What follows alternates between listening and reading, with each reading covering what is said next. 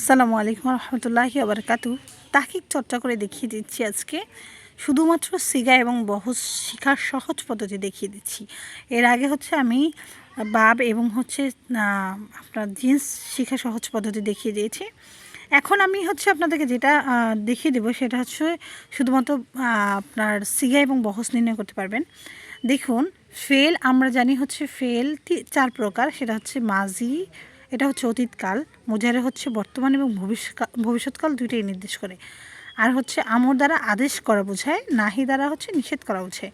তাহলে আমরা হাজার মারুফের একটা সিগা পাই, তারপর নাহি হাজার মারুফের একটা সিগা পেয়ে থাকি, মুজারের সিগা পেয়ে থাকি এবং মাজির সিগা পেয়ে থাকি। এবং সর্বশেষ ইসমে মুশতাক, অর্থাৎ ইসমে ফাইল, ইসমে মাফুল, ইসমে জরফ, ইসমে আলা, ইসমে তাবদীল, সিফাতে মুশাব্বা, ইসমে ফাইলে মুবালাগা। এই যে সিফাতে মুশাব্বার ইসমে আসমা মুশতাকাতের প্রকারগুলো যেগুলো বললাম, এগুলোর সিগা পেয়ে থাকি। জাস্ট এইটুকুই সিগা বহজ। আপনার ভালো করে একটু খেয়াল রাখলেই আপনার আশা করছি আপনারা বুঝতে পারবেন।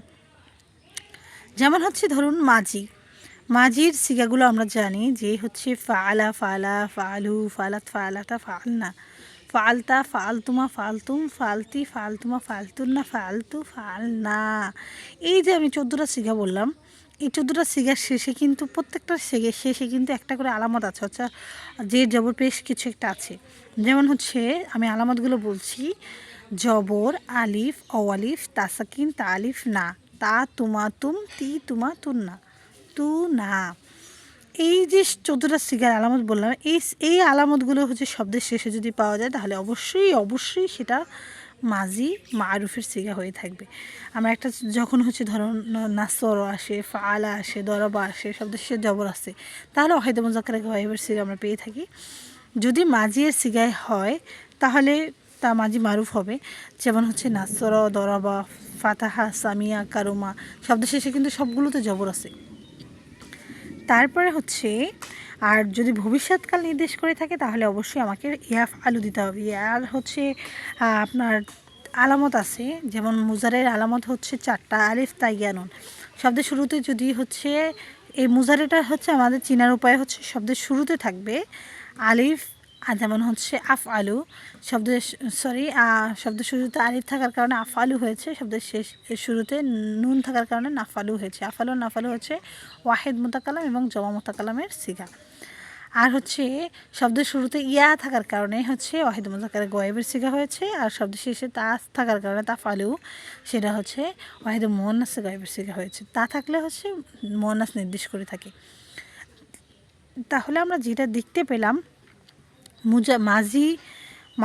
মাজিটা যেটা বুঝতে পারবো, মাজি মুজারেটা হবে ফেলে মুজারি। এখানে মাজি মুজারি লিখে ফেলেছি। ফেলে মুজারি হবে ভবিষ্যৎ এবং বর্তমান কাল নির্দেশ করতে হবে। নিয়া ফালু, সে একজন পুরুষ করছে বা করবে, সেটা ওয়াহিদ মুজাক্কারে গায়েবের সিগা। আর যদি আদেশ নির্দেশ প্রকাশ করে থাকে তাহলে সেটা ফেলে আমর, অর্থাৎ আমরে হাজির মারুফের সিগা হবে। আর যদি কোনো নিষেধ করা বোঝায় তাহলে সেটা নাহি হাজির মারুফের সিগা হয়ে থাকে। এরপর দেখুন, শব্দ শুরুতে যদি মাজি হবার 6 প্রকার। মাজি 6 প্রকার হওয়ার কারণে প্রথমটা মাজি মুতলাক, সেটা সাধারণ অতীতকাল নির্দেশ করে, যেমন ফাআলা, নাসর, দরবা। এইটাই মাজি মুতলাকের সিগা, মাজি মুতলাক মারুফ। মূলত আপনার মিজান মুন সাহেব বইয়ের উপরে লেখা থাকে মাজি মুসবাত মারুফ, মুতলাক মারুফ। তাহলে আপনি যদি শুধু মাজি মুতলাক মারুফ দিয়ে থাকেন তাহলেও সমস্যা নেই, এটা কিন্তু বহস। আর মাজি মুতলাক মারুফের সিগাটা তো বললাম ফাআলা, ফাআলা। এরপর মাজি করিব।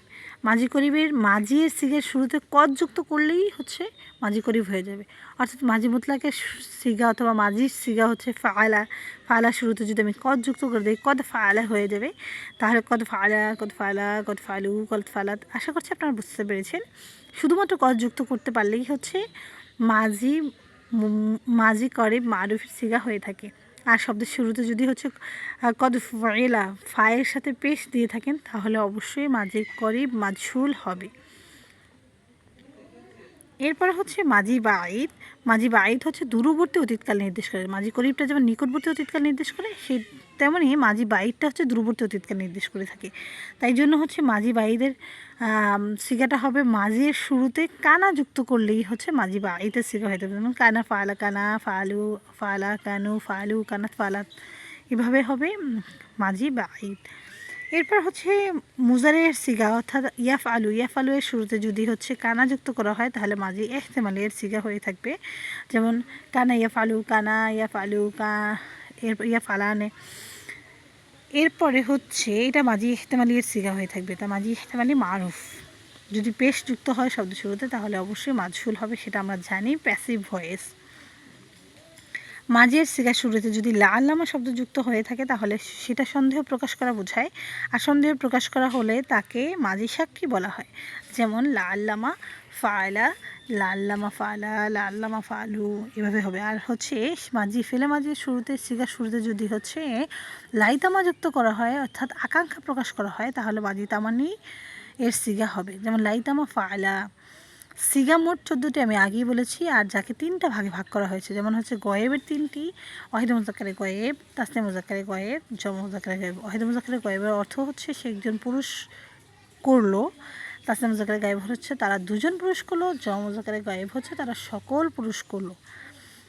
এরপরে হচ্ছে হাজারের 3টি, হাজারেরও হচ্ছে 3টি, অর্থাৎ হচ্ছে ওয়াহিদ মুজাক্কারে হাজির, তাসনিয়া মুজাক্কারে হাজির, জমা মুজাক্কারে হাজির, এভাবে 3টি হয়। কিন্তু এখানে হচ্ছে গায়েবের যে 3টি বললাম, গায়েবের 3টি বলতে হচ্ছে শুধু 3টি হবে না, গায়েবের টোটাল হচ্ছে 6টি।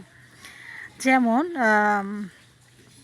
মুজাক্কারে গায়েবের 3টি, আর হচ্ছে মুজাক্কারে হাজিরের 3টি, মুয়ান্নাসে গায়েবের 3টি, মুয়ান্নাসে হাজিরের 3টি, আর মুতাকালামের সিগা হচ্ছে 2টি।